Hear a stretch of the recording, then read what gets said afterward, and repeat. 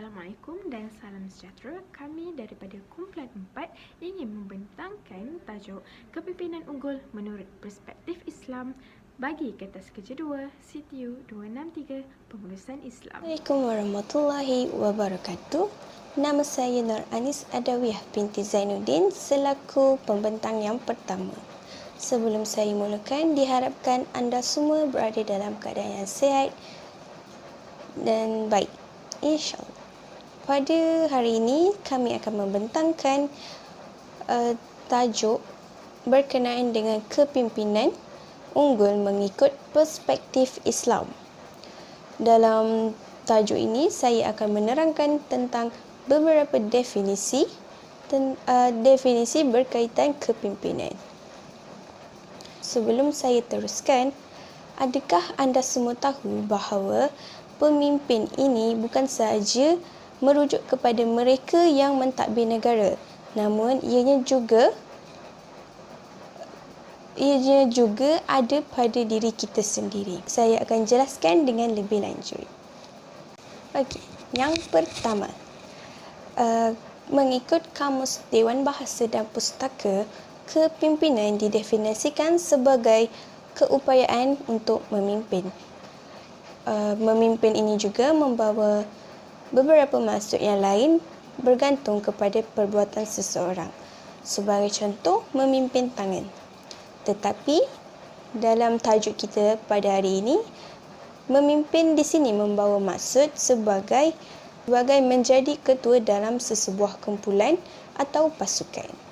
Okey, dari sini saya jelaskan bahawa kita juga merupakan salah seorang pemimpin kerana ada di kalangan kita merupakan seorang ketua dalam sesebuah organisasi seperti di dalam kelab, di dalam kelas ataupun di dalam keluarga, iaitu ibu bapa kita serta jawatankuasa masyarakat.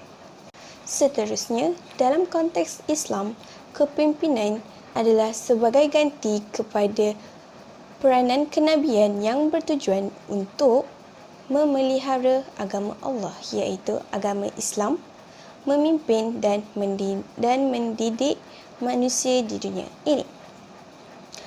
Pemimpin juga digelar sebagai khalifah selepas kewafatan Rasulullah SAW yang terdiri daripada 4 sahabat Nabi, iaitu Sayyidina Abu Bakar As-Siddiq, Sayyidina Umar bin Al-Khattab, Sayyidina Uthman bin Affan dan Sayyidina Ali bin Abu Talib. Keempat-empat khalifah ini bertujuan untuk menyambung legasi dakwah Islamiah yang diturunkan dari baginda sallallahu alaihi wasallam kepada sekalian umat. Itu saja dari saya serahkan kepada pembentang yang seterusnya. Assalamualaikum, nama saya Nur Ain Nadirah binti Jaluddin dan saya akan menerangkan tentang kepimpinan dalam Islam. Menurut perspektif Islam, kepimpinan merupakan suatu amanah yang wajib dilaksanakan dengan sebaik-baiknya. Manakala pemimpin pula bermaksud seseorang yang bertanggungjawab dalam mengurus, mentadbir dan menjaga apa yang diamanahkan kepadanya. Kebiasaannya, pemimpin digelar sebagai khalifah ataupun imam, di mana perkataan itu diambil daripada bahasa Arab. Jika diperhatikan, semua manusia yang hidup di dunia ini adalah pemimpin. Saya menyatakan sebegini kerana apabila seseorang itu memikul sesuatu amanah ataupun tanggungjawab, mereka secara praktikalnya dipanggil sebagai seorang pemimpin. Sebagai contoh, seorang majikan bertanggungjawab kepada pekerjanya, manakala seorang Perdana Menteri ataupun Raja bertanggungjawab kepada rakyat yang dipimpinnya. Pemimpin bukanlah hanya bergantung di luar rumah sahaja. Di dalam rumah tangga, suami isteri mempunyai tanggungjawab masing-masing yang harus mereka jalankan. Tanggungjawab seorang suami adalah pada isteri dan anak-anaknya, manakala tanggungjawab seorang isteri lebih mendorong kepada hal ehwal rumah tangga dan mendidik anak-anak bersama suaminya. Dalam Islam, pemimpin perlu memimpin berlandaskan Al-Quran dan hadis serta sunnah. Hal ini demikian kerana Al-Quran penuh dengan hikayat dan riwayat yang terjadi kepada kaum Nabi-Nabi terdahulu yang boleh dijadikan rujukan untuk mengelakkan umat Islam terjerumus daripada melakukan perkara ini. Oleh itu, setiap individu perlulah amanah dalam menggalas tanggungjawab yang diberikan walaupun tanggungjawab itu hanyalah sedikit. Saya serahkan, maafkan saya, seterusnya saya serahkan kepada Anis. Terima kasih. Berbalik kepada saya dan sekarang saya akan menerangkan beberapa ciri-ciri pemimpin mengikut perspektif Islam. Sebelum itu, kita semua tahu bahawa menjadi seorang pemimpin bukanlah satu perkara yang mudah kerana mereka akan sentiasa diperhatikan oleh semua kelompok masyarakat. Maka, mereka perlu menunjukkan sifat dan contoh teladan yang baik. Oleh itu, selain beragama Islam, ada beberapa lagi ciri yang perlu ada di dalam diri seorang pemimpin mengikut perspektif Islam. Yang pertama, seseorang pemimpin itu hendaklah bersikap prihatin terhadap masyarakat. Bagaimana pemimpin ini boleh memupuk sifat mereka untuk prihatin terhadap masyarakat? Sebagai contoh, seorang ketua di dalam sesebuah organisasi iaitu bos atau majikan bolehlah bergaul dengan kaki tangannya untuk mengetahui latar belakang dan minat mereka. Kerana perkara ini yang dianggap kecil boleh membawa aura positif serta menguatkan lagi kekerjasamaan antara majikan dan para pekerjanya. Selain itu, kita juga boleh mengambil contoh kisah daripada Khalifah Umar bin Al-Khattab, iaitu semasa zaman pemerintahan beliau dikenali sebagai seorang yang gemar untuk turun ke padang bertemu dengan masyarakatnya. Sehinggalah pada satu hari beliau terserempak dengan seorang ibu yang sedang memasak batu untuk menenangkan anaknya yang menangis kelaparan kerana mereka kehabisan bekalan makanan. Umar juga dikenali sebagai seseorang yang senang mengalirkan air mata. Maka apabila beliau mendapat tahu tentang hal itu, beliau terus mengambil dan memikul sekarung gandum untuk diberikan kepada mereka. Ciri yang kedua pula ialah seorang pemimpin itu hendaklah bertanggungjawab dalam menjalankan amanah. Pemimpin yang bertanggungjawab dapat dipelajari oleh contoh yang ditunjukkan oleh Umar bin Abdul Aziz, iaitu cucu kepada Umar bin Al-Khattab. Semasa zaman pemerintahannya, beliau melarang gubernur dan pentadbir-pentadbir negara untuk menerima atau memberi hadiah semasa perayaan Nairuz dan Mahrajan. Perayaan Nairuz dan Mahrajan ini diraikan oleh orang Arab Jahiliyah sebelum kedatangan Islam. Berdasarkan sabda Rasulullah SAW yang diriwayatkan oleh Anas bin Malik, beliau berkata, dahulu orang Arab Jahiliyah terdapat 2 hari pada setiap tahun akan disambut. Ketika baginda tiba ke kota Madinah, baginda berkata, dahulu kamu ada 2 hari sebagai perayaan, tetapi Allah gantikan umat Islam dengan 2 hari yang lebih baik, iaitu Aidilfitri dan Aidil Adha. Selain itu, Umar juga melarang gubernur dan pentadbirnya untuk menyertai sebarang aktiviti perniagaan kerana bimbang berlaku sikap pilih kasih atau memberi habuan yang boleh membawa kepada rasuah. Seterusnya, dalam soal kekeluargaan, dalam keluarga, ibu bapalah yang bertanggungjawab untuk mendidik anak-anak kerana kita sering mendengar frasa yang mengatakan anak ialah amanah Allah. Jadi, itu menjadi tanggungjawab ibu bapa untuk mendidik mereka berdasarkan cara-cara hidup Islam supaya mereka mahir dalam pelbagai kemahiran di samping mempelajari ilmu-ilmu agama Islam untuk dunia dan akhirat. Dan yang terakhir ataupun yang ketiga, pemimpin itu mestilah bijak serta adil dalam membuat keputusan. Hal ini kerana segala masalah yang berlaku dalam sesebuah organisasi, para ahli akan merujuk kepada ketua mereka untuk jalan penyelesaian. Dan jalan penyelesaian itu mestilah adil untuk memuaskan semua pihak, untuk memuaskan hati semua pihak.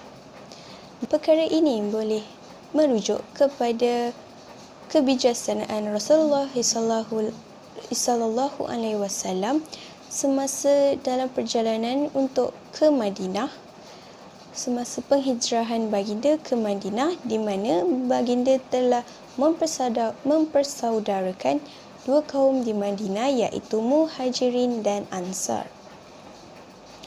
Persaudaraan dua kaum ini berjaya membentuk kerajaan Madinah yang lebih sistematik. Demikianlah tadi beberapa ciri-ciri yang perlu ada dalam seseorang pemimpin, iaitu pemimpin yang prihatin, pemimpin yang bertanggungjawab dalam melakukan amanah, melaksanakan amanah, dan pemimpin yang bijak serta adil dalam membuat keputusan. Ada banyak lagi ciri-ciri pemimpin yang baik yang perlu dimiliki oleh bakal pemimpin atau seseorang pemimpin itu. Maka menjadi tanggungjawab kita untuk menilai seseorang itu dengan lebih baik supaya dapat membentuk suatu organisasi yang lebih maju dan sistematik. Sekian sahaja daripada saya. Terima kasih Hadis. Assalamualaikum. Nama saya Nur Iwani Izzati binti Muhammad Fahirul Razi dan saya akan menerangkan sedikit tentang tanggungjawab seorang pemimpin dalam kepimpinan Islam. Tanggungjawab seorang pemimpin dalam sesebuah negara amatlah berat dan luas sesuai dengan kedudukannya yang tinggi dalam pentadbiran negara. Untuk pengetahuan, semua manusia di dunia ini boleh menjadi seorang pemimpin, tetapi tidak semua daripada mereka dapat menjadi pemimpin yang bertanggungjawab kepada negara dan organisasi. Untuk menjadi seorang pemimpin yang hebat, mereka perlulah memainkan peranan yang amat penting supaya negara dan organisasi mereka berada dalam keadaan yang baik. Terdapat beberapa tanggungjawab yang perlu dilaksanakan untuk memastikan kesejahteraan negara dan organisasi mereka terjamin. Tanggungjawab pertama yang perlu dilakukan oleh seorang pemimpin ialah dengan melantik orang-orang yang cekap dan amanah dalam kerajaannya. Pemimpin seharusnya melantik seseorang yang boleh memikul tanggungjawab mereka dengan amanah dan telus supaya mereka dapat melakukan kerja-kerja yang diberi dengan sebaiknya. Jika mereka memilih seseorang yang tidak layak, mereka akan menyusahkan banyak pihak pada masa hadapan. Oleh itu, seseorang pemimpin perlulah memilih pekerja mereka dengan sebaiknya supaya organisasi yang terbina tidak diruntuhkan oleh orang yang tidak bertanggungjawab itu. Tanggungjawab seorang pemimpin yang seterusnya ialah untuk melindungi rakyat dan negara.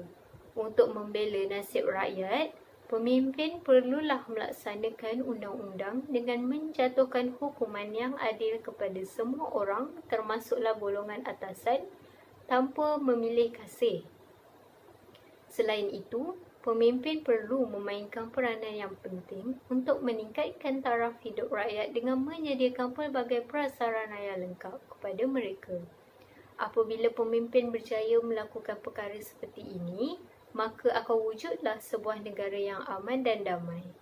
Tanggungjawab yang ketiga, seorang pemimpin perlulah menyediakan persekitaran tempat kerja yang baik kepada pekerja mereka.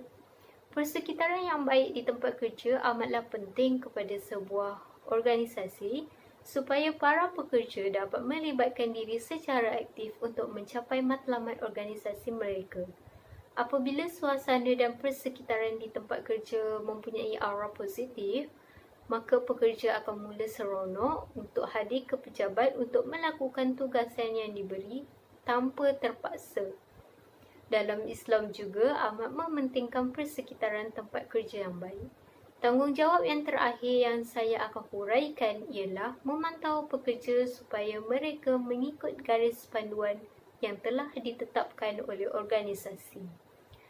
Organisasi yang baik haruslah mempunyai struktur organisasi yang kemas dan tersusun. Hal ini supaya dapat memudahkan semua pekerja dan majikan. Pemantauan merupakan salah satu instrumen yang amat penting untuk tujuan pengawalan status dan prestasi tugasan yang telah ditetapkan. Pemantauan juga amat diperlukan dalam pelaksanaan etika kerja Islam, sama juga seperti program-program pengurusan yang lain. Sebagai pemimpin, mereka perlu mengawasi jika terdapat sebarang kelemahan atau masalah ketika pelaksanaan etika kerja Islam tersebut. Jika terdapat sebarang masalah, mereka perlulah berusaha dan mencari jalan supaya dapat mengatasi masalah tersebut dengan sebaiknya. Itu sahaja daripada saya. Seterusnya, saya akan serahkan pembentangan ini kepada ahli kumpulan yang terakhir, iaitu Amira. Sekian, terima kasih. Terima kasih Wani. Assalamualaikum. Nama saya Siti Nur Amira binti Abdul Aziz. Jadi, saya akan menyambung pembentangan seterusnya, iaitu isu-isu dalam kepimpinan Islam. Pertama-tama sekali, semasa kegemilangan pemerintahan Islam di dunia dahulu, terdapat juga beberapa isu yang menyebabkan pentadbiran menjadi runtuh dan tidak maju, iaitu terdapat masalah dalam kepimpinan. Mari kita lihat beberapa contoh isu dalam kepimpinan yang berlaku semasa pemerintahan Islam terdahulu. Di sebelah kanan saya, yang pertama sekali adalah semasa kejatuhan kerajaan Bani Umayyah adalah kerana sikap sesetengah pemerintah yang mengabaikan ajaran agama Islam serta lalai dengan kemewahan yang menyebabkan mereka tidak dapat mentadbir negara dengan baik. Yang kedua, pemerintahan Islam di zaman kerajaan Turki Uthmaniyah, terdapat beberapa isu dalam pemerintahan yang menyebabkan kemerosotan dalam pentadbiran, dan hal ini kerana kelemahan sultan-sultan yang terakhir pada era 1566, iaitu semasa pemerintahan Sultan Selim II. Seperti contoh, Sultan Murad III yang memerintah negara namun dikuasai oleh nafsu sehingga mempunyai anak seramai 118 orang dan gemar hidup secara mewah. Pada masa yang sama, di tanah Melayu, iaitu semasa kegemilangan kerajaan Melaka, terdapat pemimpin yang menimbulkan masalah dalam urusan pentadbiran. Sebagai contoh, terdapat pemerintah yang bersikap zalim walaupun ajaran Islam dianuti ketika itu. Kemudian di sebelah kiri saya pula adalah contoh isu yang berlaku pada era serba moden kini. Sudah pasti masalah ini akan semakin meningkat kerana perubahan teknologi yang menyebabkan manusia lebih bergantung kepada teknologi berbanding manusia. Namun dalam sesebuah kepimpinan atau organisasi, kita masih memerlukan sumber tenaga manusia untuk memastikan segala urusan pentadbiran berjalan dengan lancar. Antaranya dalam kepemimpinan, seseorang pemimpin yang tamak dan mementingkan diri sendiri akan merosakkan sesebuah institusi. Sebagai contoh, Rasulullah SAW menyatakan ketamakan harta itu juga seperti tamak kuasa. Hal ini kerana dengan mempunyai kuasa dan harta, kemungkinan penindasan, penipuan boleh berlaku terhadap orang bawahan. Seorang pemimpin harus mempunyai keseimbangan emosi dan perasaan kerana kepimpinan yang baik dapat mengelakkan pelbagai implikasi negatif dalam pentadbiran. Selain itu, kepimpinan yang tidak beretika dan berintegriti menyumbang kepada pentadbiran yang tunggang langgang. Beretika dan berintegriti sangat penting. Etika merujuk kepada prinsip moral, malah integriti adalah keutuhan yang mengandungi unsur-unsur keutuhan dalam individu ataupun organisasi. Seterusnya, teknologi iaitu ICT dalam kepimpinan negara atau organisasi perlu berkembang seiring peredaran zaman. Zaman serba canggih kini memerlukan negara mempunyai sumber manusia yang celik dan mahir dalam ICT agar tidak ketinggalan dalam dunia. Ketiadaan kemahiran dan peralatan teknologi akan menyebabkan sesebuah institusi tidak berkesan dan maju kerana tidak dapat memperkenalkan organisasi ke peringkat lebih tinggi. Kesimpulannya, kepimpinan yang baik dan cemerlang adalah kepimpinan yang mengikut syariat Islam dan mengikut perkara-perkara yang tidak bercanggah dengan ajaran Islam. Pada masa yang sama, pentadbiran yang dipimpin oleh orang bukan Islam haruslah juga memimpin secara beretika dan berintegriti agar menjadi contoh kepada masyarakat.